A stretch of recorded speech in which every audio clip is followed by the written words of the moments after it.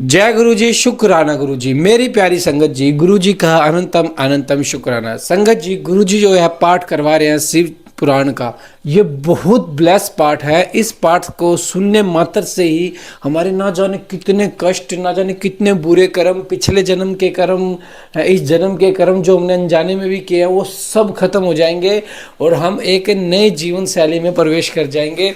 और आने वाले साल में गुरुजी इसलिए यह करवा रहे हैं, गुरुजी ने साल खत्म होने के एंड में इसलिए शुरू करवाया नवंबर में ये पाठ, क्योंकि जनवरी से नया साल शुरू जाएगा 2025, इसलिए करवा रहे हैं गुरुजी, क्योंकि 2024 का जो साल है ना, वो शनि का साल है।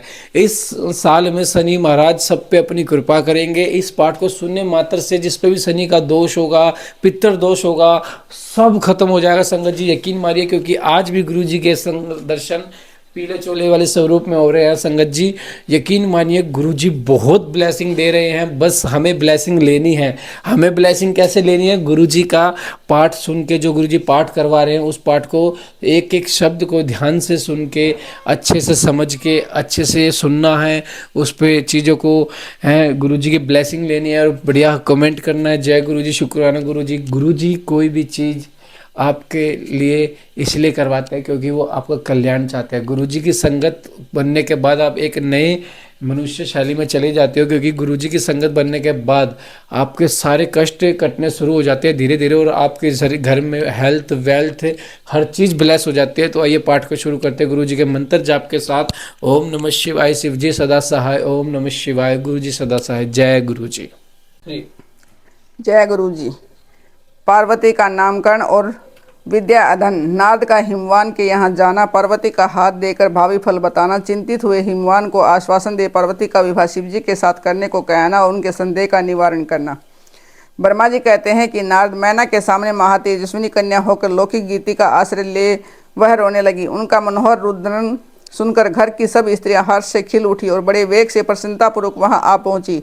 नील कमल दल के समान श्याम कांति वाली उस परम तेजस्विनी और मनोरम कन्या को देखकर गिरिराज हिमालय अतिशय आनंद में निमग्न हो गए।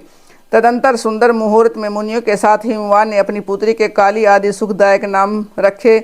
देवी शिवा गिरिराज के भवन में दिनों दिन बढ़ने लगी और ठीक उसी तरह जैसे वर्षा के समय में गंगा जी की जल राशि और शरद ऋतु के शुक्ल पक्ष में चांदनी बढ़ती है। सुशीलता आदि गुणों से युक्त तथा बंधुजनों की प्यारी इस कन्या को कुटुंब के लोग अपने कुल के अनुरूप पार्वती नाम से पुकारने लगे। माता ने कालिका को उमा अरि तपस्या मत कर कहकर तप करने से रोका था मुने, इसलिए वह सुंदर मुख वाली गिरिराज नंदिनी आगे चलकर लोक में उमा के नाम से विख्यात हो गई। नारद तदंतर जब विद्या के उपदेश का समय आया, तब शिवा देवी अपने चित्त को एकाग्र करके बड़ी प्रसन्नता के साथ श्रेष्ठ गुरु से विद्या पढ़ने लगी। पूर्व जन्म की सारी विद्याएं उन्हें उसी तरह प्राप्त हो गई जैसे शरतकाल में हंसों की पात अपने आप सर्वांका के तट पर पहुंच जाती है और रात्रि में अपना प्रकाश सब मौसदियों को प्राप्त हो जाता है। मुने, इस प्रकार अब मैंने शिवा की किसी एक लीला का ही वर्णन किया है, अब अन्य लीला का वर्णन करूंगा। सुनो, एक समय की बात है, तुम भगवान शिव की प्रेरणा से प्रसन्नतापूर्वक हिमाचल के घर गए। मुने, तुम शिव तत्व के ज्ञाता और उनकी लीला के जानकारों में श्रेष्ठ हो। नारद गिरिराज हिमालय ने तुम्हें घर पर आया देख प्रणाम करके तुम्हारी पूजा की और अपनी पुत्री को बुलाकर उनसे तुम्हारे चरणों में प्रणाम करवाया। मुनीश्वर फिर स्वयं ही तुम्हें नमस्कार करके हिमाचल ने अपने सौभाग्य की सराहना की और अत्यंत मस्तक झुकाकर हाथ जोड़कर तुमसे कहा। हिमालय बोले, हे मुने नारद, ब्रह्मपुत्रों में श्रेष्ठ ज्ञानवान प्रभो, आप सर्वज्ञ हो, कृपापूर्वक दूसरों के उपकार में लगे रहते हैं। मेरी पुत्री की जन्म कुंडली में जो गुण दोष हैं उसे बताइए, मेरी बेटी किस सौभाग्यशाली प्रिय पत्नी होगी। ब्रह्मा जी कहते हैं कि मुनि श्रेष्ठ, तुम बातचीत में कुशल और कौतुकी तो हो ही। गिरिराज हिमालय के ऐसा कहने पर तुमने कालिका का हाथ देखा और उसके संपूर्ण अंगों पर विशेष रूप से दृष्टिपात करके हिमालय से इस प्रकार कहना आरंभ किया। नारद बोले, शैलराज और मैना, आपकी यह पुत्री चंद्रमा की आदि कला के समान बड़ी है। समस्त शुभ लक्षण इनके अंगों की शोभा बढ़ाते हैं। वह अपने पति के लिए अत्यंत सुखदायिनी होगी और माता पिता की कीर्ति भी बढ़ाएगी। संसार की समस्त नारियों में वह परम साध्वी और सब जनों को सदा महान आनंद देने वाली होगी। गिरिराज, तुम्हारी पुत्री के हाथ में सब उत्तम लक्षण ही विद्यमान हैं, केवल एक रेखा विलक्षण है, उसका यथार्थ फल सुनो। इसे ऐसा पति प्राप्त होगा जो योगी, नंग धड़ंग रहने वाला, निर्गुण और निष्काम होगा। उसके न माँ होगी न बाप, उसे मान सम्मान का कोई भी ख्याल नहीं रहेगा और वह सदा अमंगल वेश धारण करेगा। ब्रह्मा जी कहते हैं कि नारद, तुम्हारी इस बात को सुन और सत्य मानकर मैना तथा हिमाचल दोनों पति पत्नी बहुत दुखित हुए, परंतु जगदम्बा शिवा तुम्हारे ऐसे वचन को सुनकर और लक्षणों द्वारा उस भावी पति को शिव मानकर मन ही मन हर्ष से खिल उठी। नारद जी की बात कभी झूठी नहीं हो सकती, यह सोचकर शिवा भगवान शिव के युगल चरणों में संपूर्ण हृदय से अत्यंत स्नेह करने लगी। नारद उस समय मन ही मन दुखी हो हिमवान ने तुमसे कहा, मुने उस रेखा का फल सुनकर मुझे बड़ा दुख हुआ है। मैं अपनी पुत्री को उसे बचाने के लिए क्या उपाय करूं? मुने तुम महान कौतुक करने वाले और वार्तालाप विशारद हो। हिमवान की बात सुनकर अपने मंगलकारी वचनों द्वारा उनका हर्ष बढ़ाते हुए तुमने इस प्रकार कहा। नारद बोले, गिरिराज तुम स्नेहपूर्वक सुनो, मेरी बात सच्ची है, वह झूठ नहीं होगी। हाथ की रेखा ब्रह्मा जी की लिपि है, निश्चय ही वह मिथ्या नहीं हो सकती। अतः शैल परवर इस कन्या को वैसा ही पति मिलेगा, इसमें संशय नहीं है। परंतु इस रेखा के कुफल से बचने के लिए एक उपाय भी है, उसे प्रेम पूर्वक सुनो। उसे करने के लिए तुम्हें सुख मिलेगा। मैंने उसे वर का निरूपण किया है।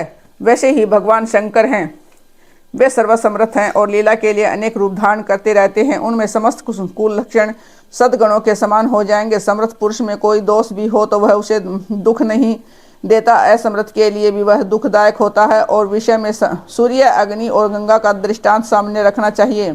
इसलिए तुम विवेक पूर्वक अपनी कन्या शिवा को भगवान शिव के हाथ में सौंप दो। भगवान शिव सब के ईश्वर शैव निर्विकार, सामर्थ्यशाली और अविनाशी हैं। वे जल्दी ही प्रसन्न हो जाते हैं, अतः शिवा को ग्रहण कर लेंगे, इसमें संशय नहीं है। विशेषतः वे तपस्या के वश से हो जाते हैं। यदि शिवा तप करे तो काम सब ठीक हो जाएगा।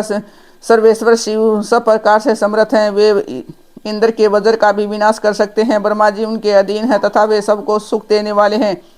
पार्वती भगवान शंकर की प्यारी पत्नी होगी। वह सदा रुद्रदेव के अनुकूल रहेगी, क्योंकि वह महासाध्वी और उत्तम व्रत का पालन करने वाली है तथा माता पिता के सुख को बढ़ाने वाली है। यह तपस्या करके भगवान शिव के मन को अपने वश में कर लेगी और वे भगवान भी इसके सिवा किसी दूसरी स्त्री से विवाह नहीं करेंगे। इन दोनों का प्रेम एक दूसरे के अनुरूप है। वैसा उच्च कोटि का प्रेम न तो किसी का हुआ हो, न इस समय है और नहीं आगे होगा। गिरिश्रेष्ठ इस देवताओं के कार्य करने हैं। उनके जो काम नष्ट प्राय हो गए हैं उनका सब इनके द्वारा ही पुनर्उज्जीवन या उद्धार होगा। अद्रिराज, आपको आपकी कन्या को पाकर भी भगवान हर अर्धनारीश्वर होंगे। इन दोनों का पुनः हर्षपूर्वक मिलन होगा। आपकी यह पुत्री अपनी तपस्या के प्रभाव से सर्वेश्वर महेश्वर को संतुष्ट करके उनके शरीर के आधे भाग को अपने अधिकार में कर लेगी, उनका अर्धांग बन जाएगी। गिरिश्रेष्ठ, तुम्हें अपनी यह कन्या भगवान शंकर के सिवा किसी दूसरे को नहीं देनी चाहिए। यही देवताओं का गुप्त रहस्य है, इसे कभी प्रकाशित नहीं करना चाहिए। हिमालय ने कहा, ज्ञानी मुनि नारद, मैं आपको एक बात बता रहा हूँ, उसे प्रेम पूर्वक सुनिए और आनंद का अनुभव कीजिए। सुना जाता है कि महादेव जी सब प्रकार की आसक्तियों का त्याग करके अपने मन को संयम में रखते हुए नित्य तपस्या करते हैं। देवताओं की भी दृष्टि में नहीं आते। देवर्षि ध्यान मार्ग में स्थित हुए भगवान शंभु परम भ्रम में लगाए हुए अपने मन को कैसे हटाएंगे, ध्यान छोड़कर विवाह करने को कैसे उद्यत होंगे, इस विषय में मुझे महान संदेह है। दीपक की लौ के समान प्रकाशमान, अविनाशी, प्रकृति से परे, निर्विकार, निर्गुण, सगुण, निर्विशेष और गिरी जो परब्रह्म है, वही उनका अपना सदाशिव नामक स्वरूप है। अतः वे उसी का सर्वत्र साक्षात्कार करते हैं, किसी बाह्य अनात्म वस्तु पर दृष्टि नहीं डालते। मुने, आप यहाँ आए हुए किन्नरों के मुख से उनके विषय में नित्य ऐसी ही बात सुनी जाती है। क्या वह बात मिथ्या ही है? निर्विशेषतः यह बात भी सुनने में आती है कि भगवान हर ने पूर्व काल में सती के समक्ष एक प्रतिज्ञा की थी। उन्होंने कहा था कि दक्ष कुमारी प्यारी सती, मैं तुम्हारे सिवा किसी दूसरी स्त्री का अपनी पत्नी बनाने के लिए वर्ण नहीं करूंगा और न ही ग्रहण। यह है, मैं तुमसे सत्य कहता हूँ। इस प्रकार सती के साथ उसने पहले ही प्रतिज्ञा कर ली है, तब सती के मर जाने पर वह दूसरी किसी स्त्री को कैसे ग्रहण करेंगे? यह सुनकर तुम नारद ने कहा कि महामते गिरिराज, इस विषय में तुम्हें चिंता नहीं करनी चाहिए। तुम्हारी यह पुत्री काली ही पूर्व काल में दक्ष कन्या सती हुई थी। उस समय ऋषि का सदा सर्व मंगलदायी सती नाम था और वे सती दक्ष कन्या होकर रुद्र की प्यारी पत्नी हुई थी। उन्होंने पिता के यज्ञ में अनादर पागा तथा भगवान शंकर का भी अपमान हुआ देख क्रोधपूर्वक अपने शरीर को त्याग दिया था। वे ही सती फिर तुम्हारे घर में उत्पन्न हुई। तुम्हारी पुत्री साक्षात जगदम्बा शिवा है। वह पार्वती भगवान हर की पत्नी होगी, इसमें संशय नहीं है। नारद, ये सब बातें तुमने हिमवान को विस्तार पूर्वक बताई। पार्वती का यह पूर्व रूप और चरित्र प्रीति को बढ़ाने वाला है। काली के उस संपूर्ण पूर्व वृत्तांत को तुम्हारे मुख से सुनकर हिमवान अपनी पत्नी और पुत्र के साथ तत्काल संदेह रहित हो गए। इस तरह तुम्हारे मुख से अपनी इस पूर्व कथा को सुनकर काली ने लज्जा के मारे मस्तक झुका लिया और उसके मुख पर मंद मुस्कान की प्रभा फैल गई। गिरिराज हिमालय पार्वती के उस चरित्र को सुनकर उनके माथे पर हाथ फेरने लगे और मस्तक सुनकर उसे अपने आसन के पास ही बिठा लिया। नारद इसके पश्चात तुम उसी क्षण प्रसन्नतापूर्वक सर्वलोक को चले गए और गिरिराज हिमवान भी मन ही मन मनोहर आनंद से युक्त हो अपने सर्वसंपत्तिशाली भवन में प्रविष्ट हो गए। मैना और हिमालय की बातचीत, पार्वती तथा हिमवान के संपन्न तथा भगवान शिव से मंगल ग्रह की उत्पत्ति का प्रसंग। ब्रह्मा जी कहते हैं कि नारद, जब तुम स्वर्गलोक को चले गए तब से कुछ काल और व्यतीत हो जाने पर एक दिन मैना ने हिमवान के निकट जाकर ने प्रणाम किया, फिर खड़ी हो वे गिरी कामिनी मैना अपने पति से विनयपूर्वक बोली। मैना ने कहा कि प्राणनाथ, उस दिन नारद मुनि से जो बात कही थी उसको स्त्री स्वभाव के कारण मैंने अच्छी तरह नहीं समझा। मेरी तो यह प्रार्थना है कि आप कन्या का विवाह किसी सुंदर वर के साथ कर दीजिए। विवाह सर्वथा अपूर्व सुख देने वाला होगा। गिरिराज का वर शुभ लक्षणों से संपन्न और कुलीन होना चाहिए। मेरी बेटी मुझे प्राणों से भी अधिक प्रिय है। वह उत्तम वर पाकर किसी प्रकार भी प्रसन्न और सुखी हो सके, वैसा कीजिए। आपको मेरा नमस्कार है। ऐसा कहकर मैंने अपने पति के चरणों में गिर पड़ी। उस समय उनके मुख पर आंसुओं की धारा बह रही थी। प्राज्ञ शिरोमणि हिमवान ने उन्हें उठाया और यथावत समझाना आरंभ किया। हिमालय बोले, देवी मैनके, मैं यथार्थ और तत्व की बात बताता हूँ, सुनो। भ्रम छोड़ो, मुनि की बात कभी झूठी नहीं हो सकती। मेरी यदि बेटी पर तुम्हें स्नेह है तो उसे सादर शिक्षा दो कि वह भक्तिपूर्वक सुस्थिर चित्त से भगवान शंकर के लिए तप करे। मैनके, यदि भगवान शिव प्रसन्न होकर काली का पानी ग्रहण कर लेते हैं तो सब शुभ ही होगा। नारद जी का बताया हुआ अमंगल या अशुभ नष्ट हो जाएगा। शिव के समीप सारे अमंगल सदा मंगल रूप हो जाते हैं। इसलिए तुम पुत्री को शिव की प्राप्ति के लिए तपस्या करने की शीघ्र शिक्षा दो। ब्रह्मा जी कहते हैं कि नारद हिमवान की यह बात सुनकर मेनका को बड़ी प्रसन्नता हुई। वे तपस्या में रुचि अपने उत्पन्न करने के लिए पुत्री को उपदेश देने के निमित्त उनके पास गई, परंतु बेटी के सुकुमार अंग पर दृष्टिपात करके मैना के मन में बड़ी व्यथा हुई। उनके दोनों नेत्रों में तुरंत आंसू भर आए। फिर तो गिरी प्रिया मैना में अपनी पुत्री को उपदेश देने की आसक्ति नहीं रह गई। अपनी माता की उस चेष्टा को पार्वती जी शीघ्र ही ताड़ गई। वे सर्वज्ञ परमेश्वरी कालिका देवी माता को बारंबार आश्वासन दे तुरंत बोली। पार्वती ने कहा कि माँ, तुम बड़ी समझदार हो, मेरी यह बात सुनो। आज पिछली रात्रि के समय ब्रह्म मुहूर्त में मैंने एक स्वप्न देखा, उसे बताती हूँ। माता जी, स्वप्न में एक दयालु एक तपस्वी ब्राह्मण ने मुझे शिव की प्रसन्नता के लिए उत्तम तपस्या करने का प्रसन्नतापूर्वक उपदेश दिया है। नारद यह सुनकर मैना ने शीघ्र ही अपने पति को बुला और पुत्री के देखे हुए स्वप्न को पूर्णतः कह सुनाया। मेनका के मुख से पुत्री के स्वप्न को सुनकर गिरिराज हिमालय बड़े प्रसन्न हुए। अपनी प्रिय पत्नी को समझाते हुए बोले। गिरिराज ने कहा कि प्रिय, पिछली रात में मैंने भी एक स्वप्न देखा। मैं आदरपूर्वक उसे बताता हूँ, तुम प्रेम पूर्वक उसे सुनो। एक बड़े उत्तम तपस्वी थे। नारद जी ने वर के जैसे लक्षण बताए थे, उन्हीं लक्षणों से युक्त शरीर को उन्होंने धारण कर रखा था। वे बड़ी प्रसन्नता के साथ मेरे नगर के निकट तपस्या करने के लिए आए। उन्हें देखकर मुझे बड़ा हर्ष हुआ और मैं अपनी पुत्री को साथ लेकर उनके पास गया। उस समय मुझे ज्ञात हुआ कि नारद जी के बताए हुए वर भगवान शंभु ही ये ही हैं। तब मैंने उन तपस्वी की सेवा के लिए अपनी पुत्री को उपदेश देकर उनसे भी प्रार्थना की कि वे इसकी सेवा स्वीकार करें, परंतु उस समय उन्होंने मेरी बात नहीं मानी। इतने में वहाँ सांख्य और वेदांत के अनुसार वहाँ बड़ा विवाद छिड़ गया। तदंतर उनकी आज्ञाएं मेरी बेटी वहीं रह गई और अपने हृदय में उन्हीं की कामना रखकर भक्तिपूर्वक उनकी सेवा करने लगी। सुमुखी, यही मेरा देखा स्वप्न है जिसे मैंने तुम्हें बता दिया। अतः प्रिय, मैंने कुछ काल तक इस स्वप्न के फल की प्रतीक्षा करने की चाहिए। इस समय यही उचित जान पड़ता है कि तुम निश्चित समझो, यह मेरा विचार है। ब्रह्मा जी कहते हैं कि मुनीश्वर नारद ऐसा कहकर गिरिराज हिमवान और मेनका शुद्ध हृदय से इस स्वप्न के फल की परीक्षा एवं प्रतीक्षा करने लगे। देवर्षि शिव भक्ति शिरोमणि भगवान शंकर का यश परम पावन मंगलकारी भक्ति वर्तक और उत्तम है। तुम इसे आदरपूर्वक सुनो। दक्ष यज्ञ ने अपने निवास स्थान कैलाश पर्वत पर आकर भगवान शंभु प्रियवर से कातर हो गए और प्राणों से भी अधिक प्यारी सती देवी का हृदय से चिंतन करने लगे। अपने पार्षदों को बुलाकर सती के लिए शोक करते हुए उनके प्रेम पूर्वक गुणों का अत्यंत प्रतिपूर्वक वर्णन करने लगे। यह सब उन्होंने सांसारिक गीति को दिखाने के लिए किया। फिर गृहस्थ आश्रम की सुंदर स्थिति रीति का परित्याग करके वे दिगंबर हो गए और सब लोगों में उत्तम उन्मत्त की भांति भ्रमण करने लगे। लीला कुशल होने के कारण विरह की अवस्था का प्रदर्शन करने लगे। सती के विरह से दुखित हो गई।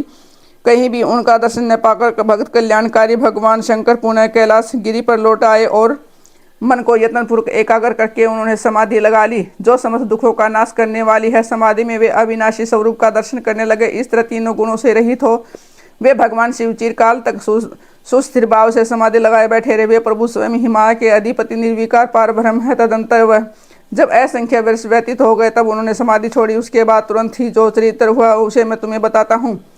भगवान शिव के ललाट से उस समय सर्वजनित पसीने की एक बूंद पृथ्वी पर गिरी और तत्काल एक शिशु के रूप में परिणित हो गई। मुने उस बालक के 4 भुजाएं थी, शरीर की कांति लाल थी और आकार मनोहर था। दिव्य धूति से दीप्तमान वह शोभाशाली बालक अत्यंत दुस्सह तेज से संपन्न था। यद्यपि उस समय लोकाचार परायण परमेश्वर शिव के आगे वह साधारण शिशु की भांति रोने लगा। यह देख पृथ्वी भगवान शंकर से भयमान उत्तम बुद्धि से विचार करने के पश्चात सुंदरी स्त्री का रूप धारण करके वही प्रकट हो गया। उन्होंने उस सुंदर बालक को तुरंत उठाकर अपनी गोद में रख लिया और अपने ऊपर प्रकट होने वाले दूध को ही सतन्य के रूप में उसे पिलाने लगी। उन्होंने स्नेह से उसका मुंह चूमा और अपना ही बालक मान हंस हंस कर उसे खिलाने लगी। परमेश्वर शिवा का हित साधन करने वाली पृथ्वी देवी सच्चे भाव से स्वयं उसकी माता बन गई।